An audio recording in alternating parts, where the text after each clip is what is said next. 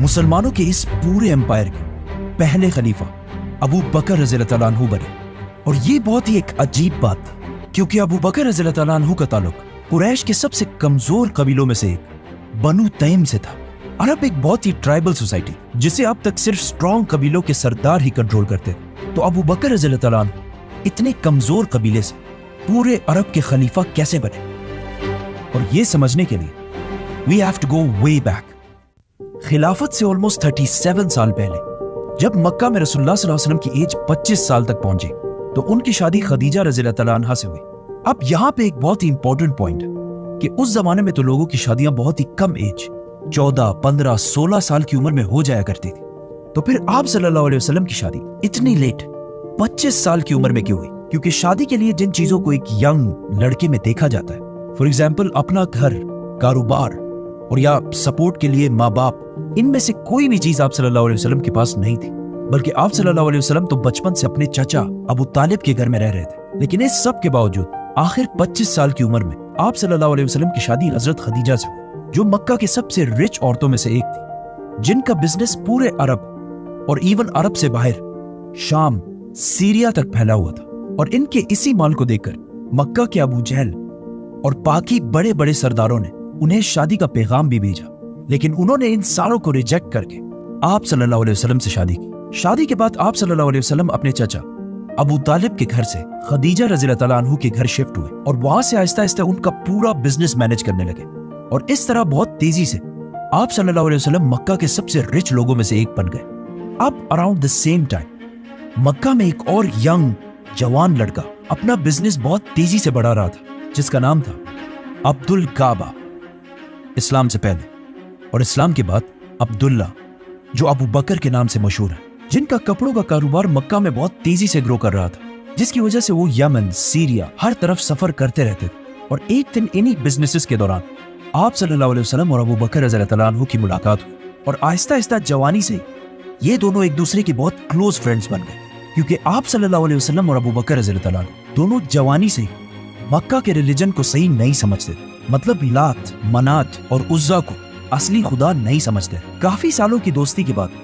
जब आप सल्लल्लाहु अलैहि वसल्लम के पास जिब्राईल अलैहिस्सलाम इस्लाम का मैसेज लेकर आए, तो हजरत खदीजा और अली रज़ियल्लाहु तआला अन्हु के बाद सबसे पहले इस्लाम उनके बेस्ट फ्रेंड अबू बकर रज़ियल्लाहु तआला अन्हु ने कबूल किया और अपने बाकी दोस्तों को भी आप सल्लल्लाहु अलैहि वसल्लम के पास इस्लाम कबूल करने के लिए लाए। और आगे जाकर इनके यही दोस्त इस्लाम के सबसे बड़े लीडर्स बने, जैसे कि तीसरे खलीफा Usman, Abdurrahman bin Auf, Zubair, Talha, Abu Ubaida और साद बिन अबी वकास। इस्लाम की तरफ सबसे पहले मक्का के ताकतवर नहीं बल्कि मक्का के सबसे गरीब लोग आए, जिनमें से बहुत सारे तो गुलाम थे, क्योंकि पहली बार इस्लाम ने उन्हें ये सोच दी थी कि वो किसी इंसान के नहीं बल्कि सिर्फ और सिर्फ अल्लाह के गुलाम हैं। और इसी सोच की वजह से आहिस्ता आहिस्ता अरब का ट्राइबल निजाम खराब होने लगा, क्योंकि पहली बार गुलाम अपने आकाओं के सामने खड़े होने लगे। लेकिन एज आई सेड, अरब बहुत ही एक सख्त ट्राइबल सोसाइटी थी, विच मीन्स इन गुलामों को प्रोटेक्ट करने वाला मक्का में कोई भी नहीं था, जिसकी वजह से बहुत तेजी से इन गुलामों के मास्टर्स ने इन पर जुल्म करना शुरू कर दिया। और इतना सख्त जुल्म कि मतलब खब्बाब रज़ियल्लाहु तआला अन्हु को गर्म कोयले पर लिटाया गया और हजरत बिलाल रज़ियल्लाहु तआला अन्हु के ऊपर बड़े बड़े पत्थर रखे गए। अम्मार बिन यासिर को कोड़ों से मारा गया और उनकी वालदा सुमैया को तो शहीद कर दिया गया, क्योंकि मक्का वालों को पता था कि इन लोगों के साथ जो भी करना चाहो कर सकते हो, क्योंकि इनको पूछने वाला कौन है। लेकिन उसी टाइम अबू बकर रज़ियल्लाहु तआला अन्हु ने इन सारे गुलामों को अपने बिजनेस की ताकत से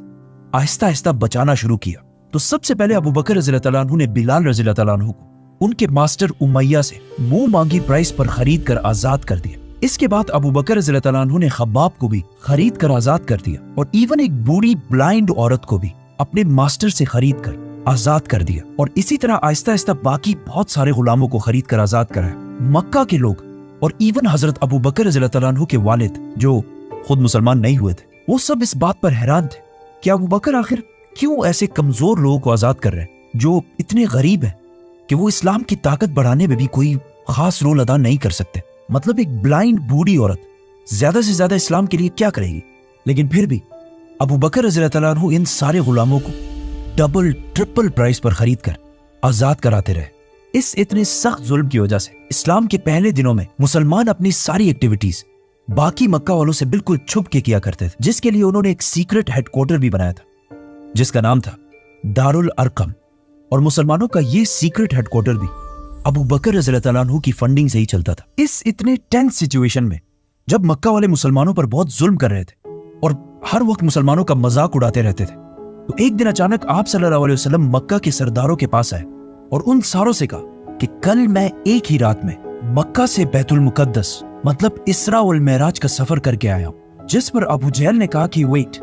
व्हाट, और आप सल्लल्लाहु अलैहि वसल्लम से कहा कि मैं बाकी सारे लोगों को भी अगर जमा करके ले आऊं तो क्या आप उन सारों के सामने भी यही बात दोहराएंगे? तो आप सल्लल्लाहु अलैहि वसल्लम ने कहा ऑफ कोर्स। जिस पर अबू जहल जोर जोर से मक्का के लोगों को बुलाने लगा कि ये बात सुनने के बाद तो आप सल्लल्लाहु अलैहि वसल्लम की बात कोई भी नहीं मानेगा। और कुछ नए मुसलमान इन बातों को सुनकर थोड़े कंफ्यूज भी हुए। लोगों ने जब ये सुना तो वो भागकर सबसे पहले अबू बकर रज़ियल्लाहु अन्हु के पास गए, क्योंकि उनको पता था कि अगर अबू बकर इस रिलीजन से पीछे हट जाए तो मक्का के बाकी सारे लोग भी आहिस्ता आहिस्ता पीछे हटने लगेंगे। लेकिन अबू बकर रज़ियल्लाहु अन्हु ने फरमाया कि अगर ये रसूलुल्लाह सल्लल्लाहु अलैहि वसल्लम ने कहा है तो ये बात बिल्कुल सच होगी। जिस पर उस दिन से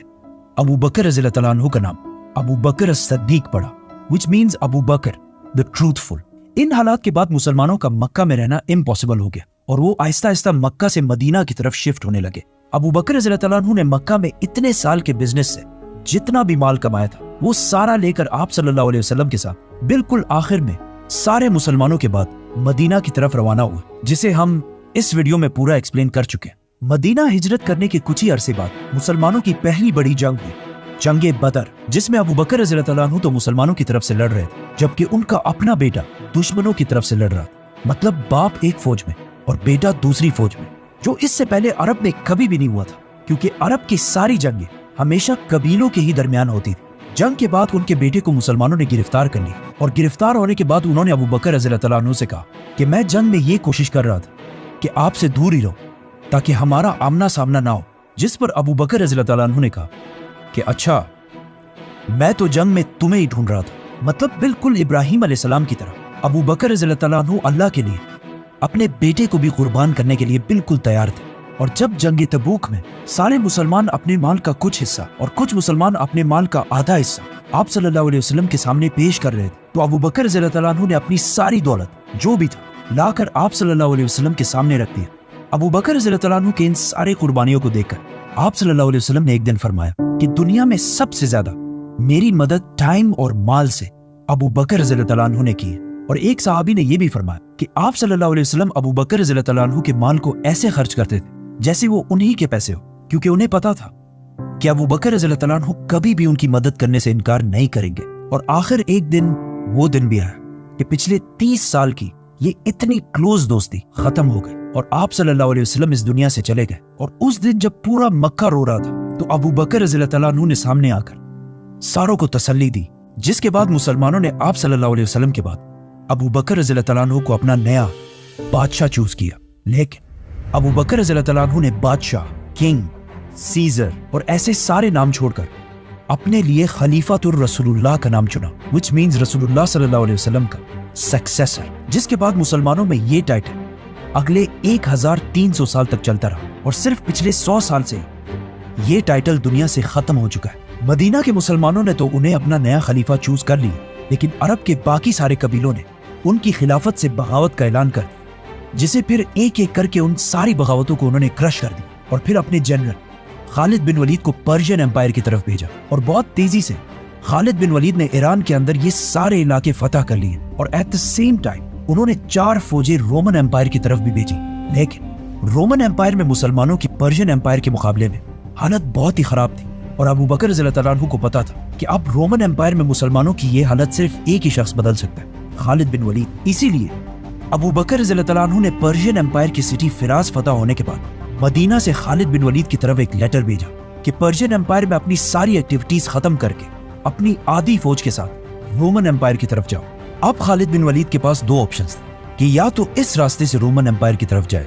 जिसमें बहुत ज्यादा टाइम लगना था, और या फिर इस दूसरे रास्ते से जाए जो बिल्कुल इम्पॉसिबल रास्ता था। लेकिन उस रास्ते से मुसलमान टाइम बहुत बचा सकते थे और दरमियान में 6 दिन तो बिल्कुल बगैर किसी पानी के गुजारने थे। तो ऑफ कोर्स खालिद बिन वलीद ने टाइम बचाने के लिए ये दूसरा बहुत ही डेंजरस रास्ता चूज किया, क्योंकि उन्हें पता था कि रोमन एम्पायर में मुसलमानों को उनकी बहुत सख्त जरूरत है, जिसके लिए उन्होंने 20 ऊंटों को कई दिनों तक प्यासा रखा और फिर उन्हें डबल पानी पिलाया ताकि ज्यादा पानी उनके पेट में स्टोर हो सके, ताकि बाद में मुसलमानों के घोड़े इस पानी को यूज कर सके। लेकिन आज साइंस ये कहती है कि जिस तरह बहुत सारे लोगों का ख्याल है कि ऊंट अपने जिस्म के इस हिस्से में पानी स्टोर करके रखता है, तो ये बिल्कुल गलत बात। ऐसा कुछ भी नहीं होता, जिसकी वजह से कुछ हिस्टोरियन समझते हैं कि ये जो वाकया इस्लामी तारीख में लिखा हुआ है, हो सकता है ये ठीक ना हो और इसे बस लोगों ने बनाया हो। जो भी हो, ये बात कंफर्म है कि खालिद बिन वलीद अपनी फौज के साथ इस बहुत ही डेंजरस रास्ते पर रवाना हुए। जाने से पहले खालिद बिन वलीद ने ईरान से जितना भी जिजिया टैक्स जमा किया था, वो सारा उन्होंने मुसलमानों की कैपिटल मदीना की तरफ भेजा और खुद रोमन एम्पायर की तरफ रवाना हुए और अपनी जगह पर्शियन एम्पायर में मुसन्ना बिन हारिसा को जनरल बनाया। बाय द वे, मैं ज्यादातर लोगों के नाम नहीं लेता ताकि ज्यादा नामों से कंफ्यूजन पैदा ना हो, लेकिन मुसन्ना बिन हारिसा का नाम लेना बहुत ही इंपॉर्टेंट है, क्योंकि जिस इलाके का उन्हें खालिद बिन वलीद ने जनरल बनाया था, आज 1400 साल बाद उसी इलाके में इराक का एक बहुत बड़ा प्रोविंस है जिसका नाम है मुसन्ना प्रोविंस, जो मुसलमानों के इसी जनरल के नाम पर रखा गया है। एनीवेज, खालिद बिन वलीद के इस जबरदस्त स्ट्रेटेजी की वजह से मुसलमान कुछ ही दिनों में पर्शियन एम्पायर के डेजर्ट को क्रॉस करके रोमन एम्पायर पहुंचे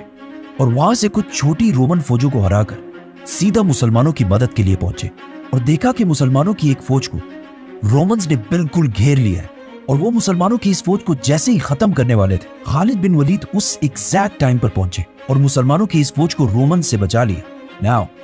अगर खालिद बिन वलीद ने वो डेंजरस रास्ता चूज ना किया होता तो मुसलमानों की ये सारी फौज जो शुराबील की लीडरशिप में थी बिल्कुल खत्म हो जाती और हजारों मुसलमान शहीद होते।